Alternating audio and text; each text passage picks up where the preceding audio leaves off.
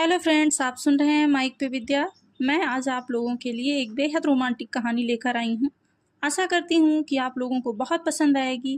प्यार तो कभी ना कभी, कहीं ना कहीं, किसी न किसी से सबको होता है, पर प्यार में इंतजार जिसने किया होता है वही समझता है। आज की कहानी है तुम वापस आना। कभी कभी कुछ लोग जिंदगी से तो जाते हैं, लेकिन जिंदगी उनसे छूट नहीं पाती। कहानी है एक ऐसी चाहत की जिसका एक सिरा वक्त से बंधा था और दूसरा इंतजार से। लखनऊ के दो ऐसे लवर्स, जिसमें रूही एक soft spoken voice over artist और दूसरा दिल्ली से आया हुआ अवीर फोटोग्राफर है, असाइनमेंट पर आया हुआ है। लखनऊ के एक पुराने रेडियो स्टेशन के बाहर भीगा भागा सा शाम का समय था। रूही स्टेशन के बाहर चाय की एक टपरी पर खड़ी थी। उसी पल एक बाइक रुकती है। अबीर उतरता है, दोनों की नजरें मिलती हैं और वक्त एक सेकंड के लिए थम।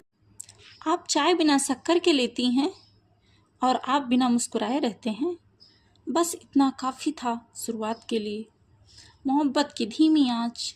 महीनों तक वो अक्सर शामों में मिलते। रूही स्क्रिप्ट लिखती, अबीर उसकी आवाज़ रिकॉर्ड करता।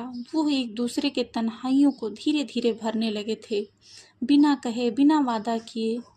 कभी गोमती के किनारे, कभी इमामबाड़ा के पीछे। मोहब्बत का एक अपना साइलेंट जोन बन गया था। अधूरी सी शुरुआत। एक रात रूही ने अबीर को देखा, एक पुरानी फोटो को देखते हुए, किसी लड़की के साथ। अबीर ने बताया, नायरा थी, मेरी शादी होने वाली थी उससे, एक रोड एक्सीडेंट में चली गई। रूही बस चुप रही। मोहब्बत और गिल्ट के बीच में कुछ बोल पाई। कुछ हफ्तों बाद अबीर का असाइनमेंट ख़त्म हुआ। जाने की घड़ी थी। अबीर बोला, मैं वापस आना चाहता हूँ, लेकिन क्या मैं वापस आ भी सकता हूँ? रूही सिर्फ मुस्कुराई, बोली, मैं रुकी हूँ, लेकिन वक्त नहीं रुकता। और अबीर चला गया, बिना किस, बिना हग, बिना गुड बाय। बस एक नोट बुक छोड़ गया। उसमें लिखा था, तुम वापस आना। अब आया इंतज़ार का मौसम। रूही ने ज़िंदगी जी, रेडियो पे काम किया, लेकिन हर रिकॉर्डिंग के एंड में एक लाइन बोलती थी, कहीं से भी हो, अगर मेरी आवाज़ तुम तक पहुँचे तो बस इतना कहना, मैं आ रहा हूँ। हर बारिश, हर दिवाली, हर बर्थडे, सिर्फ इंतज़ार, इंतज़ार, इंतज़ार।